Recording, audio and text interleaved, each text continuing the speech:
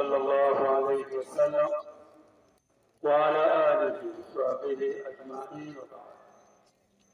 إن شاء الله بعد kumshukuru Allah subhanahu wa ta'ala kumtakia rehema Mtume wetu Muhammad sallallahu alayhi wasallam. Kwanza ni kumshukuru Allah ambaye ametupa tawfiki tukakutana katika jambo adhimu kuadhimisha maulidi ya Mtume wetu Muhammad sallallahu alaihi wasallam. Leo nipenda nizungumze na wazazi, sio hapa tu, wazazi wote, kila ambaye ni mzazi. Nitakalozungumza ni kwamba wazazi ni vizazi, elimu ya dini wameidharau. Wazazi kino baba kino mama, elimu ya dini wameidharau. Tumeshika elimu ya shule tu, wakati Mtume sallallahu alaihi wasallam asema man arada dunya fa alayhi bil ilm wa man arada al akhirata وعليه بالعلم ومن أرادهما جميعا في رواية ومن أرادهما معا وعليه بالعلم. Mtu anataka dunia atakiwa asome elimu ya dunia na vile vile pia elimu ya akhira, na anataka akhira haambii kwamba asome elimu ya dunia lakini asome elimu ya dini.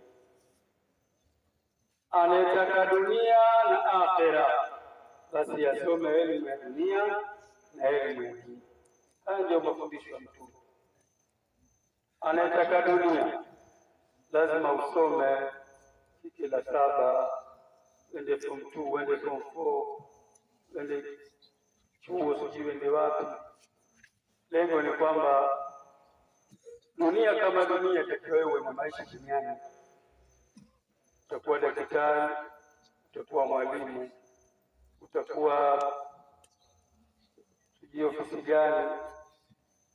Na ukitaka akhera, huwezi kufika akhera, lazima usome dini, kwa sababu bila kusoma hutojua kuswali, utakuwa wapindukia. Sababu elimu ya swala hujui, bila kusoma itakuwa huswali, ufungi wewe. Ukinywa maji kwa bahati mbaya hujui, nyakati gani za somo hujui, itakiwa usome somo.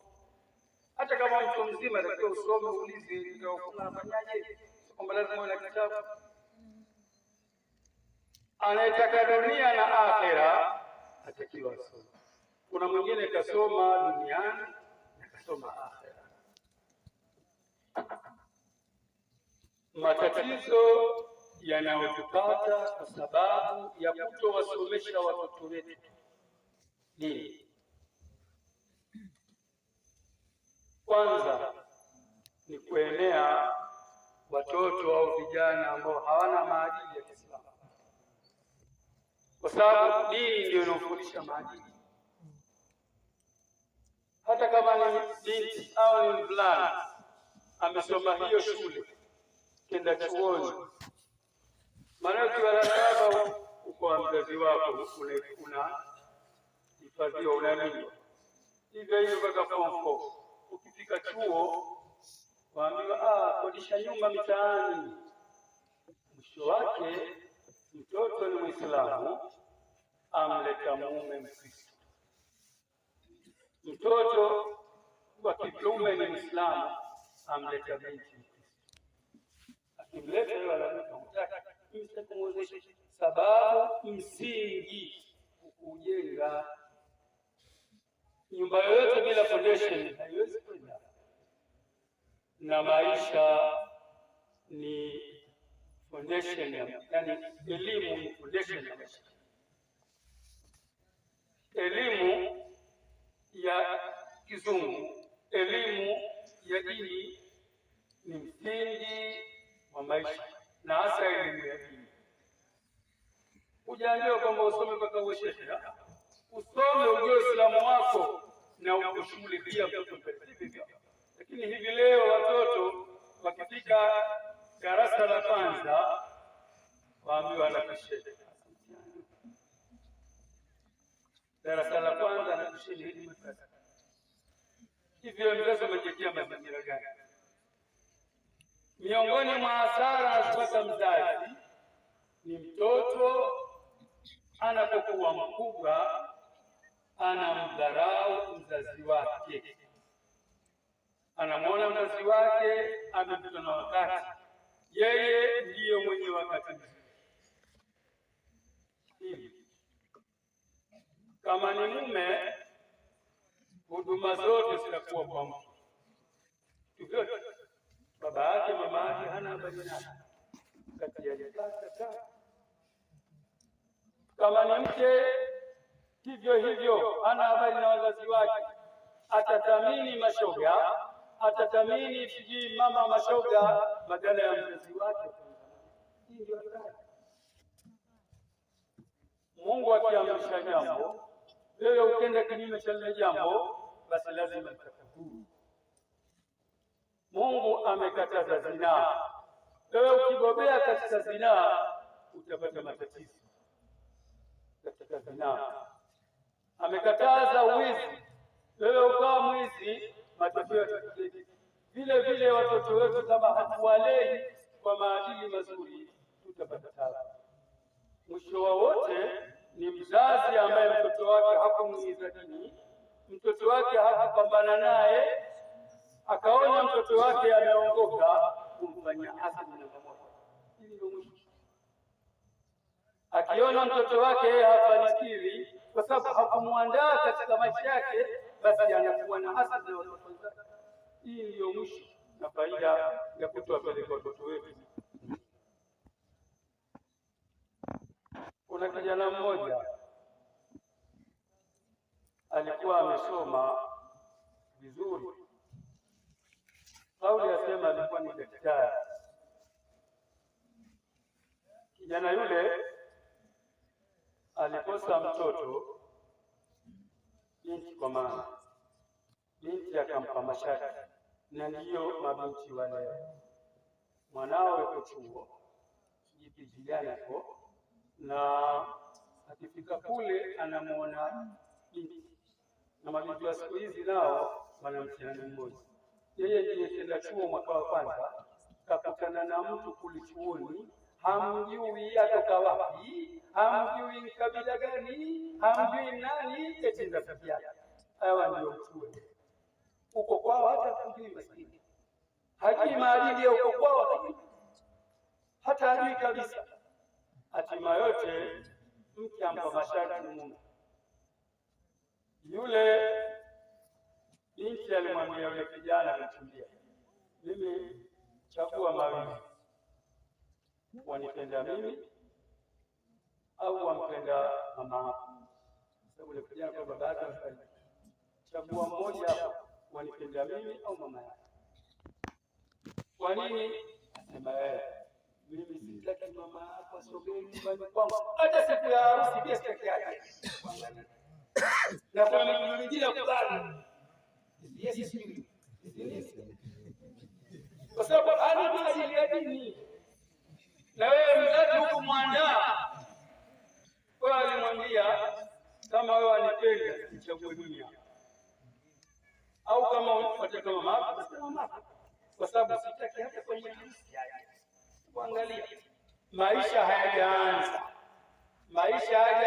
aeka pingamizi. Na ndio mabinti wengine madume chemo madume bwana, mama yako bwana unaniroga bwana, kila siku amkasatana mama yako yume la kubaya akasana mama yako kwa kumbaa na ujinga. Hivi mama yake halo, mama yake hana fikiri hapo, mama yake hana wewe wako na mji halo, yule ambaye wako hana si akili, kwa sababu mtoto wako kumsomesha dini ndio anakubali, unakuja kwa matatizo mwenyewe yanakudhuru mwenyewe. Yule kijana akamwambia, angalia watu walionikabili. Yule kijana akamwambia yule binti, nimekusikia, nipe. Yule kijana akatafuta mwana wa zuoni, akatafuta mtu mzima mwenye busara, akamshauri. Mtu mzima wa pale mjini akamweleza yale maneno mwanzo mpaka mwisho. Wazee wenye busara, kwa sababu anajua maisha ya mama yake alivyomlea yule mtoto mpaka amekuwa na kazi, akamwambia, nakwambia hivi, siku moja mwambie mama, nina haja na hamu mama yangu, nikuoshe mikono yako tu. Umeelewa? Mpaka nimekuwa nikuoshe mikono yangu mama yangu. Basi kweli yule kijana akenda. Yule mzee kama anamwambia hivi, kweli mshika na mama, mimi nina shida, niridhie mama, nioshe mikono yako. Mama sema maneno, akachukua maji kijana akamuosha mama yake mikono. Alipoosha mikono akaona mikono ina kibondeni la gamba au ni